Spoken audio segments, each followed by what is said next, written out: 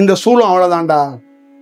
உன்னுகிட்ட 75% சக்தி வருது, அது தாங்கக்கூடிய செயல் இந்த சூலத்துக்கு இல்ல. பாரு, நீயே ஒரு நல்ல செயலை பெற தயாரா இருக்கிற, காலமும் தயாரா இருக்கு, பாலா போன உன் உடல் பாரு. இப்ப இதுக்குள்ள வாங்கி நீ ஸ்டோரேஜ் பண்ணணும்ல. அப்ப அவன் என்ன சொல்றான்னா, அதுக்குத்தான் முன்னாடியே இந்த சூலத்தை சரி செய்யணும், இந்த உடலை சரி செய்யணும். அப்ப ஒரு சிவன் சிலையை பிரதிஷ்டை பண்றது, ஒரு லிங்கத்தை பிரதிஷ்டை பண்றதுக்கு முன்னாடி வெறும் கருங்கல், அந்த கருங்கலுக்கு பெரிய பவர் கொடுக்கணும், சக்தி கொடுக்கணும். அது வந்து பொழந்துடக்கூடாது. பொழந்துருச்சுன்னா தப்பா வேலை செய்யும், அதை கும்பிட்றதுக்கு உகந்தது கிடையாது. அதுல அந்த கல்லுல உயிர் கொடுக்கணும். அப்ப அந்த கல் எப்படி இருக்கணும்? அப்ப அந்த கல்லை தயார் பண்ணுவோம். அந்த கல்லு அது எப்படி பண்ணுவாங்க? தியானத்துல என்ன பண்ணுவான்? அந்த கல்லு எங்க கிடைக்கும்னு காட்டுவாங்க. இந்த கல்லால மட்டும்தாண்டா அந்த விஷயம் பண்ண முடியும். அப்படி என்னங்க அந்த கல்லுல கிடைக்குதுன்னு நான் பல நாள் போய் ஆய்வு பண்ணி பார்க்க போது, அந்த கல்லுல உட்காந்து, அந்த பாறையில உட்காந்து ஒரு பெரிய ஞானி பல ஆயிரம் ஆண்டுகள் தியானம் பண்ணிக்கிட்டு இருக்காங்க, ஒரு குரூப்பா. அப்ப அந்த கல்லுல உயிர் சக்திகள், அப்படியே அந்த கல்லே உயிர் சக்தியா இருக்கு ஆல்ரெடி. அப்ப அந்த கல்லை வந்து எடுத்துட்டு வந்து அதை செதுக்கி அதை உருவாக்கி அதுக்கு என்ன பண்றான்? இன்னும் மேம்பட்ட நிலையை கொடுத்து அதை பிரதிஷ்டை பண்றான். மந்திரம், வேதம், நெய், இதுக்கெல்லாம் அந்த கல்லுல இருந்து பவர் கிடைக்காது. அந்த கல்லுல இருந்து தன்னுகிட்டே இருந்து இருக்கிற ஜீவன் இருக்குல்ல, அந்த ஜீவ சக்தியை வந்து அங்க செலுத்துவோம். 9 வாசல் இருக்குல்ல, இந்த தியானம் பண்றவனுக்கு பல வாசல் இருக்கு. எல்லா வாசல்ல இருந்து வெளியே எடுப்பான். உடல் கூட போயிடும், உடலை விடுறது கூட தோணும், விட்டாலும் பரவாயில்ல. இதுதான் கருவூரெல்லாம் போய் லிங்கத்துக்குள்ளே கலந்தானா அதை அப்படியே ஐக்கியம் பண்றது, அதுதான் விஷயம். அப்ப அந்த செயல் வடிவம் எப்படி இருக்கணும்? அதே மாதிரிதான் நீங்க தியானம் பண்ணும்போது, நான் தேவைப்பட மாட்டேன், ஓம் நமச்சிவாயன் மந்திரம் சொன்னா உடல்ல மாற்றம் வரும். வாழை பரமேஸ்வரியன்னு டெய்லியும் காலையில கும்பிட்டா மாற்றம் வரும். நீங்க எந்த குருட்டு தியானத்தை பண்ணாலும் இந்த உடல்ல நரம்பு வெளிக்கு. ஏன்னா இந்த நரம்புக்கு எந்த சவுண்டை கொடுத்து அந்த வெப்பத்தை வந்து செலுத்தினா இந்த நரம்பு வெளிக்கும். ஆனா அந்த நரம்பை நல்ல தன்மைக்கு எடுத்துட்டு வந்து எல்லா நரம்பு விழிக்கிற வரைக்கும் இந்த உடலை காக்க வைக்கணும், பதப்படுத்தணுங்கிறத தான். அதுக்காகத்தான் பல நாள் நம்ம சொல்லியிருக்கிறது, நீங்க ஆசைப்பட்டு வேற ஏதாவது சித்தோ வாக்கு சித்தையோ இல்லை யாருக்கோ கிளாஸோ இதெல்லாம் எடுக்காம காத்திருந்து பல நாள் உங்களை உணர்ந்து நீங்க அந்த பருவத்தை அடையணும். இந்த உலகத்திலே நீங்க அதை அடையணும். நீங்க அடையாமையே எவனோ எழுதி வச்சத நீங்க கொஞ்சம் சக்தியை வச்சுக்கிட்டு இதை நான் அடைஞ்சிருவேங்கிற நம்பிக்கை அடிப்படையில பேசிக்கிட்டே இருந்தா அங்க தடைப்படும், அங்க பாதிப்பு வரும். அப்ப அந்த மாதிரி பிராபலத்துக்குள்ள யாரும் போகக்கூடாதுங்கிறதுக்காக தான் ரொம்ப கவனமா வான் பண்றேன். போவாதீங்க, பண்ணாதீங்க. ஏன்னா உங்களுடைய உழைப்பு என்ன? 5 வருஷம் 4 வருஷம் தியானம் பண்றீங்க, ஏதோ ஒரு செயலை பார்க்கணும்னு நினைக்கிறீங்க. அப்ப பார்க்கறதுக்கு நீங்க முதல்ல தயாரா உங்களுடைய வேலைகளை நீங்க செய்ய வேண்டும். அப்ப இந்த சுழற்சியை பார்த்துட்டு தான் அதுக்கேற்ற மாதிரி நம்ம இயங்குறோம். அப்ப இந்த பூமி சுழற்சியை பார்க்காம நான் தியானமே கொடுக்கல. நான் இந்த நேரத்தில் இந்த காலத்தில் வேலை செய்வேன். இந்த பூமி சுழற்சியில் என்ன ரேடியேஷன் எனக்கு கிடைக்குது, எந்த ரேடியேஷனை மக்கள்கிட்ட கொடுக்குறேன் அப்படிங்கிற அறிந்து செய்கிறேன். இதுதான் இதோட செயல். நான் ஏதோ சிவவாக்கியர் வந்துருவாரு, காகவச்சந்திரர் வந்துருவாரு அப்படின்னு எடுத்துலாம் கொடுக்கல. எந்த சோலுக்கு எதை கொடுக்கணும் அப்படிங்கிறது ஒன்று இருக்கு, புரியுதுங்களா? அதுதான் ரொம்ப முக்கியம். அப்ப இது இவ்வளோ டீட்டெயில் இருந்தது தெரிஞ்சவன் அமைதியா எப்படிங்க இருப்பான்? இப்ப எனக்கு தெரியல அப்படின்னா நான் விட்டுட்டு போயிடுவேன். ஓ இவரும் வாழ்க, ஓ அவரும் வாழ்க, ஓ அவரும் வாழ்கன்ட்டு போயிடுவேன். எனக்கு தெரியுது இந்த இது சரியில்லை, இந்த விஷயம் வேற மாதிரி இருக்கு அப்படின்னு தெரியும் போது அதை நான் எப்படி வந்து சொல்லாம இருக்க முடியும்? அதை வந்து எப்படி நம்ம வந்து ஒழுங்குபடுத்தாம இருக்க முடியும்? இதை தான் இந்த தொடர் ஃபுல்லா நம்ம சொல்லியிருக்கோம். அதனால இதுக்குள்ள இருக்கின்ற முக்கியமான விஷயம், நீங்க தொடர தனித்தனியா படிங்க, உங்களை மேம்படுத்திக்கிறதுக்கான ஒரு வாய்ப்பை உருவாக்கு. இது வெறும் தியானம் இல்லைங்க, உங்க குடும்பத்தையே காப்பாத்துறதுக்கு இது ஒரு நல்ல விஷயமா இருக்கு. இது ரொம்ப முக்கியம். ஏன்னா நீங்க வழக்கமான ஒரு ஸ்டைல்ல குடும்பத்தை நடத்துவீங்க, வழக்கமான ஒரு ஸ்டைலில் படிப்பீங்க. ஆனால் அந்த ஞானம் இறை தேடுதல் உள்ளம்போது ஒரு வேலை செஞ்சு பார்க்கும்போது அந்த வழக்கமான சாப்டர் எதுவுமே இருக்காது, முற்றிலுமாக மாறிடும். அதுதான் இதுக்குள்ள இருக்கின்ற ஒரு செயல். இந்த வடிவத்தை பிடிச்சிட்டாங்கன்னா அவங்க வேற மாதிரி செயல்படுவாங்க. இது மக்கள்கிட்ட வேணும் அப்படிதான் நம்ம நினைக்கிறோம்.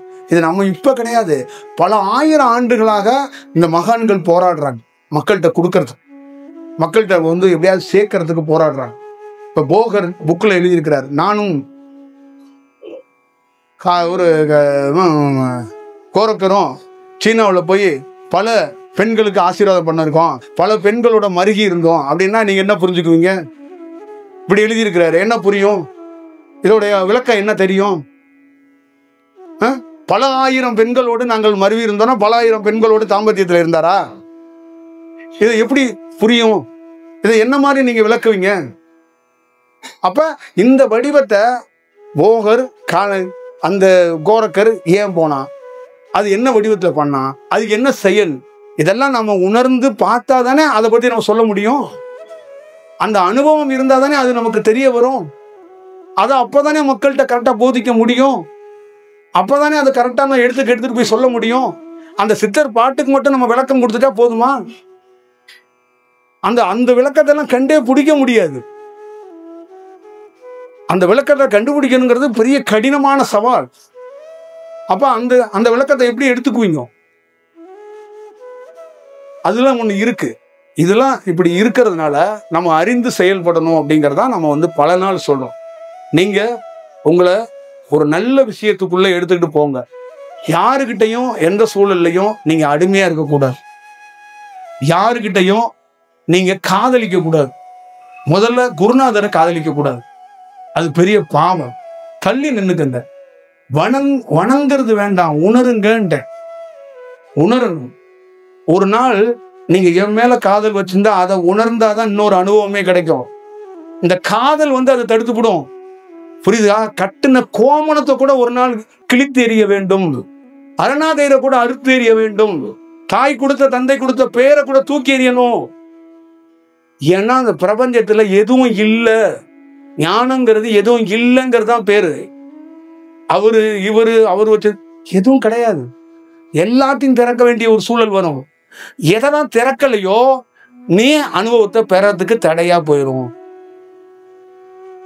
ஒரு சிறு குச்சி கூட உன் அனுபவத்தை நிறுத்திவிடும். ஒரு சின்ன தீக்குச்சி இருக்கு பாரு, அது கூட அந்த தீக்குச்சி என்னுடையது, எங்க தாத்தா கொடுத்தது, அதை ஞாபகமா வச்சிருக்கேன்னு சொன்னேன்னு அது கூட உன் அனுபவத்தை நிப்பாட்டிவிடும். புரியுதா? 2 உத்தராட்சை எனக்கு கொடுத்தான். ஒரு உத்தராட்சை நவபாசனத்துல செஞ்சது, இன்னொரு உத்தராட்சை வேற ஒரு வடிவத்தில் இருந்தது. 2ஐயும் நான் போட்டிருந்தேன். ஒரு நாள் மேற்கு தொடர்ச்சி மலையில 2ஐயும் அவுத்துரு. ஏன்னா இதை அவுத்தாதான் நீ அடுத்த ஸ்டெப் வைக்க முடியும். நானா அவுக்கல, நீ அவுரு. அடுத்த ஸ்டெப்புக்கு நீ நவுறியா இல்லையான்னு பாரு. அவுத்தேன் தியானத்துல, அடுத்த ஸ்டெப்புக்கு நவர்ந்தேன். அதை கண்டுபிடிக்கிறதுக்கு எனக்கு 3 மாசம் ஆச்சு. இப்ப இந்த செயல் எல்லாம் மாணவர்களோட யார் கலந்துரையாடல்றது? என் தாய் வச்ச பேர், என் தகப்பன் வச்ச பேர்லாம் இல்லைங்க. அப்ப பேரை கொண்டு துறக்கணும். புரியுதுங்களா? ஸ்ரீ ஓம் ஓம் அதெல்லாம் இல்ல பிரபஞ்சத்துல. அங்க யாருக்குமே பேர் கிடையாது. அதெல்லாம் அந்த பார்வதி, நீங்க சிவன், இதெல்லாம் ஒரு ஸ்டேஜோட வெட்ட வெளியில வேற தன்மைக்கு மாறிடும். அங்க எல்லாம் வேற ஒரு வடிவத்துக்குள்ள இருக்கிறதுனாலதான் அத ஒளியா ஜோதி அப்படின்னு சொல்லிட்டு போயிட்டாங்க. நீ அதனாலதான் கழுத்தை தாண்டது ரொம்ப கஷ்டம் அப்படின்னாங்க. கழுத்துக்கு கீழே பூமி, கழுத்துக்கு மேல ஆகாயம். கழுத்துக்கு மேல போய் தியானம் பண்றது ரொம்ப கடினம். ஆரம்ப காலகட்டத்தில் தியானத்துல கவனம் வச்சு புருவ மத்தியிலையோ தலைப்பகுதியிலையோ வைக்கும்போது குறுகுறுப்போ இல்லை ஏதாவது ஒரு ஆற்றல் இருக்கிறது வரும். ஆனா அதுக்குள்ள டீப்பா டெப்தா போய் பார்த்தாதான் தெரியும் உனக்கு என்ன நடக்க போகுதுன்னு. அப்ப பல நாள் நீ அழுவ. இந்த கரையிலேருந்து இந்த கரைக்கு அவ்வளவு சாமானியமா கடக்க முடியாது. என்னுடைய அனுபவத்திலேருந்து சொல்றேன். உன் பக்கத்திலேயே உன் குருநாதர் இருந்தும் அந்த காலம் வரணும் அப்படின்ட்டு அவன் சொல்லாம உன்னை அப்படியே காக்க வைப்பான். ஏன்னா நீ அந்த இடத்துல அழுகப்பட்டே ஆகணும். அழுகு அப்படிங்கிறது தான். விவேகானந்தர் எத்தனை இடத்துல அழுது இருப்பாரு. அமெரிக்காவில் ஏன்னா இந்த சோலால நீ கண் கலங்கணும். இவரெல்லாம் இந்தியாவில் ஒண்ணுமே கிடையாதுன்னு சொன்னா நிறைய பேர் இருக்கான். அமெரிக்காவில் விவேகானந்தால எங்க ஊர்ல ஆளே கிடையாதுங்க, அவரெல்லாம் ஏத்துக்கவே மாட்டாங்கட்டான். அப்ப இத எப்படி உணர்த்துனுச்சு? இவனை நீ பழி வாங்க முடியாது, இவனை நீ திட்ட முடியாது. இவனால் இந்த இடத்தில் இந்த நேரத்தில் நீ கலங்கப்படணும். அவன் கிராஸ் பண்ண உடனே அதே நீர் திருப்பி தெளியும். அது மாதிரிதான் உங்க ஊர்ல சித்தி, சித்தப்பா, பெரியப்பா, சொந்தக்காரன், நண்பன் எவனாலையும் உங்க மேல கல் வீசுவான். அந்த இடத்துல திருப்பி அவனை கல்லை தூக்கிட்டு ஓடுனீங்கன்னா நீங்களும் அவனும் நாயாய் போயிருங்க. அதனாலதான் இயேசு சொன்னான், இந்த கன்னத்தில் அடித்தா இன்னொரு கன்னத்தை காட்டுன்னா காத்துரு. அந்த இடத்துல கருமாவை கழிக்கணும்னா காத்து இருக்கணும். கல்லை தூக்கிட்டு அலைஞ்சேன்னா அது கருமாவை போயிடும். அதை எப்ப போய் கழிப்பார்? இந்த கன்னத்தை அறங்க அந்த கன்னத்தை காட்டுன்னு என்ன காரணம்? அவன் அடிக்கணும்டா, அவன் அடிச்சாதான் அது கழியும். அப்ப மேல கர்த்தருக்கு வந்து ஆணி அடிச்சது என்னன்னா இந்த சூலத்துக்கு அது பாரி நடக்கணும்.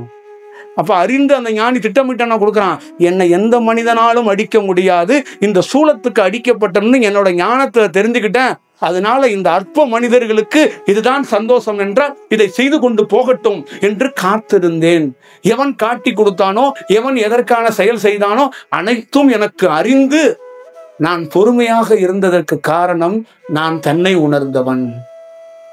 நான் பதட்டப்படுறவன் கிடையாது. மண்டவோட வச்சுக்கிட்டு காளியை கூப்பிடுறவன், காலபேரவை கூப்பிடுறவன் நான் இல்ல. நான் என்னுடைய பேர் ஒளியையே கண்டவன். மண்டவோட வச்சிருக்கவன் தான் வேண்டிட்டு இருப்பான், ஓ காளி வந்துரு, ஓ காலபைரவா வந்துரு அப்படிமா. அங்க அதுக்கு சொல்ல வேண்டிய அவசியம் இல்லை, அதுக்கு தேவைப்படாது. ஒரு இடத்துல நீ பூஜையை விட்டுருவ, நீயே விடுவ. ஒரு இடத்துல உனக்குள்ள இருக்கின்ற அத்தனை செயல்களும் வேறுபடும். நீ விடலனாலும் உன்னை விட வைக்கும். அதுதான் இயற்கை, அதுதான் செயல். தியானம் என்பது சாதாரண நீ நினைக்கிற மாதிரி இல்ல, அது பயங்கரமான விஷயத்தை பண்ணும். யாரும் செய்ய முடியாத ஒரு அதிசயத்தை தியானம் செய்யும். அதனாலதான் ஒரு சாதாரண எங்கேயோ பிறந்த ஒரு மனிதன், எங்கேயோ சாதாரண, உண்மையிலே சொல்றேன், நான்லாம் வந்து ஒரு நம்பக முடியாத ஒரு விஷயம். அப்ப அந்த தியானம் எப்படியாப்பட்ட வேலையை பார்த்துருக்கு. இந்த உலகத்துல எதை வேணாலும் ஒரு மனிதன் சாதிச்சிடலாம், ஆனா தியானத்தில் ஒரு உன்னதமான ஒரு செயல் இருக்குல்ல, அதை பார்க்கணுமே. இந்த வெட்ட வெளியில 1000 உடல் இல்லாத ஒளி இருக்க பார்க்கணுமே. எத்தனை காலத்துக்கு நட்சத்திரத்தை பார்த்துக்கிட்டே உட்கார்ந்துருக்க போறோம்? எத்தனை காலத்துக்கு பல புத்தகங்களை நம்ம வாசிச்சுட்டே உட்கார்ந்துருக்க போறோம்? அப்ப இல்லாத ஒன்றை இருக்கு என்று சொல்ல இருக்கு, அதை நம்மளால் அறிய முடியல, பார்க்க முடியல. அப்ப பார்க்கறதுக்கு டோட்டலாக வேற வடிவமாக மாறணும். அப்ப எவ்வளவு பெரிய ப்ராசஸை, எவ்வளவு பெரிய தியாகத்தை, எவ்வளவு பெரிய வேலைகளை நம்ம செய்யணும். இதுல சிரமம் வேண்டாம். குடும்பத்தை திறக்க சொல்லல, உனக்கு சன்னியாசமா இல்லறத்துக்குள்ள இருந்து நீ வேலை செய்யணுமாங்கிறதெல்லாம் பிரபஞ்சம் பார்த்துக்கும். நீயா யாரையும் திறக்காத, தாயை தள்ளாத, மனைவியை தள்ளாத, குழந்தைய தள்ளாத, எதையும் தள்ளாத. தானா தள்ளுற சூழல் வரும்போது அது தள்ளும், இல்லைன்னா அது ஒரு நவுத்தியே பிரபஞ்சம் வைக்கும். கொஞ்சம் தள்ளி நின்று அவன் பயணம் பண்ணட்டும். இதான் செயல், இதான் வடிவம். இப்ப நாம் தள்ளுனா அதுவும் துன்பமாக போயிடும். ஆனா அழிச்சாட்டியத்துக்கே தள்ளாம இருக்கக்கூடாது. சில பொருளை உணர்த்தும் போது, உணரும் போது, ஒரு குருவே சொல்லும் போது சில விஷயத்தை கொஞ்சம் தள்ளி வந்து நின்னுப்பானா தள்ளி வந்து நிக்கணும். அங்க நிக்காத, இந்த காலத்துல அந்த இடத்துல நிக்காத, 2 ஸ்டெப் தள்ளுனா தள்ளி நிக்கணும். அதுக்கு 1000 மருத்துவம் இருக்கு. 2 ஸ்டெப்பு தள்ளி நிற்கணும். இதை நம்ம வந்து பல இடங்கள்ல பல விஷயத்துல நம்ம சொல்றோம், கேட்க மாட்டோம். நம்மளுடைய ரோல் என்ன? ஒரு மனிதனுக்குள்ள இப்படிலாம் கிடைக்காதுங்க. நான் பார்க்குற விஷயம் தான் நீங்க பார்க்கல. பார்த்தீங்கன்னா இந்த மாதிரி பேசுவீங்களான்னு தெரியாது. நீங்க வேற மாதிரி உங்களுக்குள்ளேயே ஆனந்தத்தை அனுபவிச்சுட்டு வீட்டுக்குள்ளேயே கடந்துடுவீங்க. இல்லைன்னா நேரம் ஒரு சேரை தூக்கி எறிஞ்சிட்டு போயிடுவீங்க. இவ்வளவு நீங்க நின்று ஒரு விஷயத்த பண்ண மாட்டீங்க. ஏன்னா அந்த தன்மை வேற. அப்ப இது உங்களுக்குள்ள ஏதோ ஒரு பரிமாற்றத்தை ஏற்படுத்தணும் அப்படிங்கிறத நம்ம வந்து உங்ககிட்ட சொல்றோம். ஒரு மனிதன் நோய்வாய்ப்படுறதெல்லாம் ரொம்ப சாதாரண விஷயம், ரொம்ப ரொம்ப சாதாரண விஷயங்கள். என்னை பொறுத்தளவுக்கு நான் சொல்றேன், ரொம்ப சாதாரண விஷயம். இதெல்லாம் பிரபஞ்சம் என்று ஒண்ணு நினைச்சா அதெல்லாம் வேற மாதிரி பண்ணி விட்டுது. ஆனா அதுக்கு தேவை அவன் உணர்ந்து ஒரு பணி செய்யணும், அதை ஏத்துக்கணும். நான் தான் பல நாள் சொல்லியிருக்கிறேன், ஒரு ஏழைய பணக்காரன் ஆக்கக்கூடாது, ஒரு பணக்காரனை ஏழை ஆக்கக்கூடாது. அவன் ஏன் ஏழை, அவன் ஏன் பணக்காரன், அது தெரிஞ்சிருச்சுன்னா சந்தோஷமான வாழ்க்கை. அவ்வளவுதான் விஷயம். இதை தெரியாதனாலதான் நம்ம ட்ரை பண்ணிக்கிட்டே இருக்கிறோம். அப்ப ஞானங்கிறது ட்ரை பண்ண வேண்டியதில்லை, நீ வேலையை செஞ்சுக்கிட்டே போ, அது தானா உனக்கு கை கூடும். அப்ப என்ன மாதிரி வேலை செய்யணும், பிரத்யேகமா வேலை செய்யக்கூடாது. கடவுளை உருவம் எதுவும் கூட தேவையில்லை, நீ யாரையும் பார்க்க கூட வேண்டாம். உன் வீட்டுல இருந்து உண்மையா நீ பிரபஞ்சத்துல சரணாகதி அடைஞ்சு ஒரு வேலை செய்யி. நீ ஏன் வர்ற, நீ ஏன் என்ன பார்க்காத. இப்ப நீ வந்தாதான் நான் வருவேனா, நீ வந்தாதான் நான் ஆசீர்வாதம் பண்ணோன்னா நான் ஒரு கார்பரேட் சாமியார், அது இல்லையே. அது ஒண்ணு இருக்குல்ல. இதை நீங்க அவசியம் பாருங்க, அவசியம் இதை தெரிஞ்சுக்கணுங்கிறதுக்காக தான் இந்த மாதிரி ஒரு எல்லா சூழல்கள்லையும் நான் சொல்றேன்.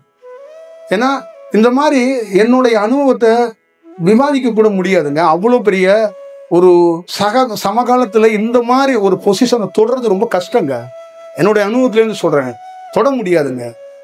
இந்தியாவில் நீங்க எந்த செயலுக்குள்ள இருக்கிறவங்களும் சமீப லைவ்ல இந்த மாதிரி ஒரு பொசிஷனை தொடர்றது அவ்வளவு சாமானிய காரியம் கிடையாது. ஏன்னா அவ்வளோ பெரிய விஷயம். அந்த விஷயம் மக்களோடு பரிமாறப்படுது, மக்களோடு விவாதிக்கப்படுகிறது. இது எவ்வளவு பெரிய விஷயம். அப்ப மக்கள்கிட்ட வர்றோம், நம்ம நேரடியா எங்க வர்றோம், மக்கள்கிட்ட வர்றோம். என் ஆசிரமத்துக்கு வாங்கன்னு உங்களை கூப்பிடல, உங்களை நோக்கி நான் வர்றேங்க. உங்களை நோக்கி வந்துகிட்டே இருக்கிறேன். ஒவ்வொரு இடத்துக்குள்ளேயும் பாருங்க, உங்களை நோக்கி தான் நான் வர்றேன், நீங்க என்ன நோக்கி வரல. இறைவன் என்பது உங்களை நோக்கி வர்றவங்க தான். எந்த இறைவனும் என்ன நோக்கி வாடான்னு சொல்ல மாட்டான். நீ என் பாதையை கண்டுபிடிக்கவே முடியாது, என்ன அறியறதுக்குள்ள செத்து போயிடுவாடா, நான் வர்றேன்டா. அதுதான் சூட்சமம், அதுதான் கனவு. எப்ப உன்னை விட்டுட்டு போனேன், எப்ப உன்னை விட்டு பிரிஞ்சேன், அதுதான் விஷயம். ஒரு அலைவரிசை, என்னுடைய அலைவரிசைய அவன் அந்த தியானத்துல கொடுக்கப்பட்டிருக்க, அதை நினைத்தானா எனக்கு இங்க மணி அடிச்சிடும். அதோடைய விஷயம் அது தானா நடக்கும். இந்த பூமி சுழற்சி யாரு கட்டுப்பாட்டுல இல்லை, அது இயங்குது இல்லை. அதே மாதிரி அந்த அலைவரிசையை கரெக்டா புடிச்சிட்டானா அவனுக்கு தேவையானது அது போய்கிட்டே இருக்குங்க. இந்த இவங்க நினைச்சிட்டாங்க போய் செய்யலாமா வேண்டாமான்னு எங்கிட்ட எல்லாம் கேட்காது. அந்த சக்தி, அந்த அலைவரிசை அடுத்த வினாடியே வேலை நடக்கும். இதுதான் நீங்க உணரணும், இதுதான் விஷயம். அப்ப இத நீங்க பார்த்து ஒரு வேலை செஞ்சுக்கணுங்கிறதுக்காக தான் போராடும். இந்த இப்ப இருக்கிற சர்க்கிள்ல இருக்கிற இந்த செக்டர்ல எவ்வளவு காலத்துக்கு நான் இந்த மாதிரி ஒரு கலந்துரையாடலை இவங்கள்ட்ட தான் பண்ண முடியும். அடுத்தடுத்த செக்டர்லாம் இதுல இருக்கிற பதிவுகள் தான் அவங்களுக்கு பயனுள்ளதா இருக்கு. நாளைக்கு வர்ற உங்களுடைய அடுத்த ஜெனரேஷன்ல உள்ளவங்களுக்கெல்லாம் இந்த மாதிரி ஒரு வாய்ப்போ ஒரு கலந்துரையாடலோ இந்த மாதிரி ஒரு நிகழ்வுகள் இருக்கிறதுக்கு வாய்ப்பு ரொம்ப குறைவு. எத்தனை பேர் இங்க நம்ம நேரடியா புத்தரை பார்த்திருக்கோமா? பெரிய பெரிய ஞானிகள்னு சொல்லவங்க ராமலிங்க சுவாமிகளை நேரடியா அந்த அனுபவத்தை பெற்றதை பார்த்திருக்கோமா? அப்ப அந்த மாதிரி ஒரு பொசிஷனை தொடரும் போது அது எவ்வளவு பெரிய வேல்வியா அதை நாம கிட்ட விவாதிக்கிறதுக்கு ஒரு வாய்ப்பு உருவாக்கப்படுது. நம்ம இப்படி ஒரு தன்மைக்கு அன்னைக்கு வரும்போது விவேகானந்தருக்கு காசு கிடையாது. இந்த இடத்துல வரும்போது அவரு போய் வீடு வீடா பிச்சை எடுத்து அமெரிக்கா போறதுக்கு திரட்டினாங்க பணம். இன்னைக்கு எத்தனை லட்சம் மக்கள் போறாங்க, எவ்வளவு மக்கள் பார்த்துட்டு இருக்காங்க. இன்னைக்கு என்னென்ன ஒரு செயல் நடக்குது. இன்னைக்கு விவேகானந்தர் பேர்ல எவ்வளவு செயல் இருக்கு, எவ்வளவு அசையும் சொத்து இருக்கு, எவ்வளவு அசையா சொத்து இருக்கு. அன்னைக்கு என்ன இருந்துச்சு? கப்பல்ல டிக்கெட் எடுக்கிறதுக்கு காசு கிடையாது.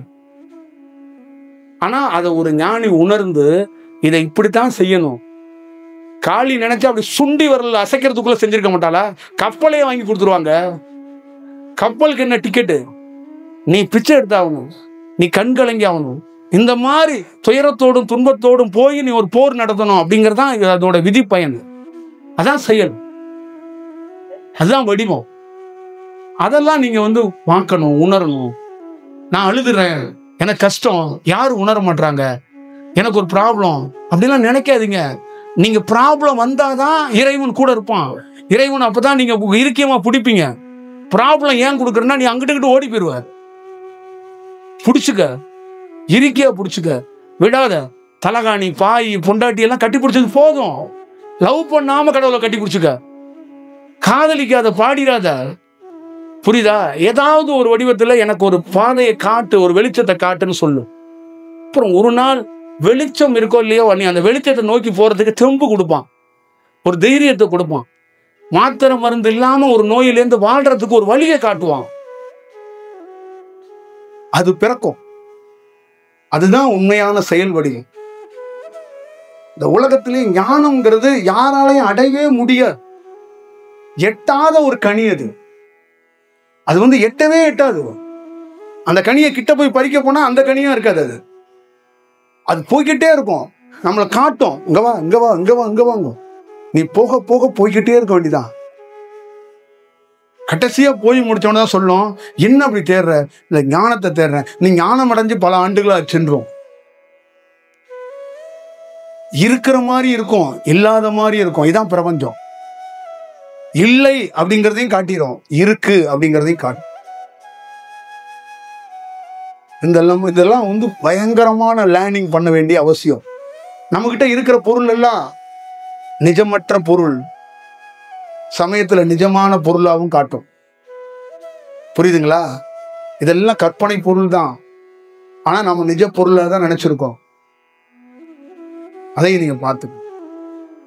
அதனால ரொம்ப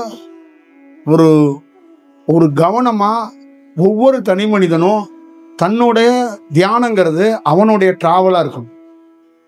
அவனுடைய வீட்டை எப்படி பார்த்துக்கிறானோ, அவனுடைய வண்டியை எப்படி பார்த்துக்கிறானோ, அவனுடைய குழந்தையை எப்படி பார்த்துக்கிறானோ, அந்த மாதிரி அவன் தியானத்தோட அவனுக்கும் அவன் தியானத்துக்கும் ஒரு பெரிய பாண்டிங் இருக்கும். அது அவனுக்கான தொடர். அந்த பிரயாணத்துக்குள்ள பல நாள் துன்பம் துயரங்கள் இருந்தாலும் ஒரு நாள் நிச்சயமாக அந்த பிரயாணம் சக்சஸ் ஆகும். அந்த பிரயாணம் கவனிக்கப்படும். அந்த பிரயாணத்துல அந்த மனிதன் வரலாறா மாறுவோம். ஒரு நாள் இங்க இருக்கிறவங்க யாராவது ஒருத்தர் அந்த வரலாறை சந்திப்பீங்க அப்படிங்கிற நம்பிக்கையோட தான் நாங்க வந்தேன். அதனால அந்த பிரயாணத்தை தயவு செய்து கவனமா, மல்லிகைப்பூ விற்கிறவங்க, மாம்பழம் விற்கிறவங்க, கூட வர்றவங்க யார் வேணாலும் வரலாம். ஆனா அந்த பிரயாணத்துல இவங்கெல்லாம் இல்லாம போயிடுவாங்க. அதான் ஒரே வரியில சொல்லிட்டு போயிட்டான் கீதையில. எல்லாரும் படுத்துட்டான், தர்மன் மட்டும் போனான். ஒரு நாய் போனுச்சு, அந்த நாய்க்கு ஒரு கதை வச்சிருப்பாங்க. அதெல்லாம் என்னன்னா, அதுதான் ஞானத்துக்குரிய சூட்சமம். அதுக்குள்ள 1000 ரகசியம் இருக்கு. அவ்வளவு பெரிய வில்வித்தையில கில்லாடியே அர்ஜுனனே இங்க படுத்துட்டான். அதுக்கு 1000 ரகசியம் இருக்கு. அப்ப தர்மன் போனான் அப்படின்னா அதுக்குள்ள ஒரு விஷயம் இருக்கு. அந்த டிராவலை நீ ஆசைப்பட்டுறக்கூடாது. இறைவன் காதலிக்கிறவன் இல்ல. கிருஷ்ணன் மாதிரி ஒரு ஞானவான் எவனுமே கிடையாது. ஆனா உலகத்துல கிருஷ்ணனை தான் காதலிக்கிறாங்க. ஆனா கிருஷ்ணன் தான் வேற மாதிரி ஞானத்துக்குரியவன். அவன் காதலுக்குரியவன் அல்ல, அவன் ஞானத்துக்குரியவன். அதை நம்ம அந்த பயணத்துல பார்க்கணும். அப்போ உங்க கூட யார் இருக்குன்னா உங்க சோல் இருக்கும். உங்க உடலும் உங்க சோலும் தனித்தனியா இருக்கும்.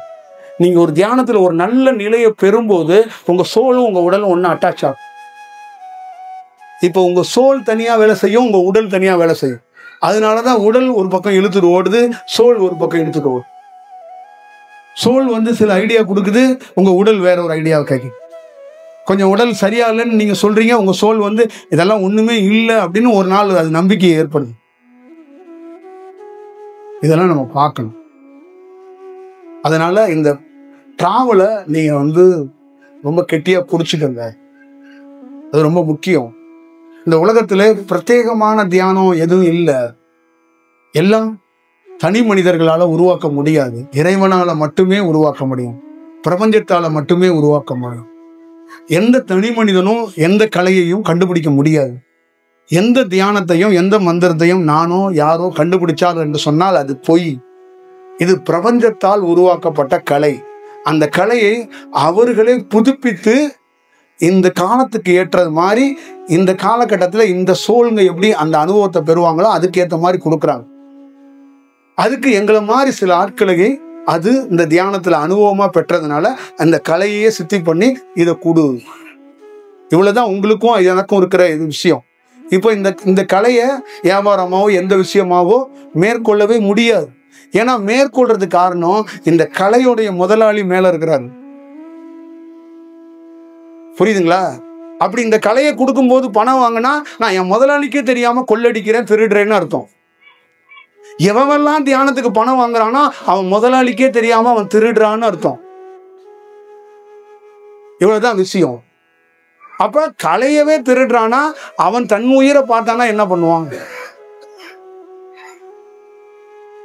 இதுதான் நீங்க பார்த்துக்கோ.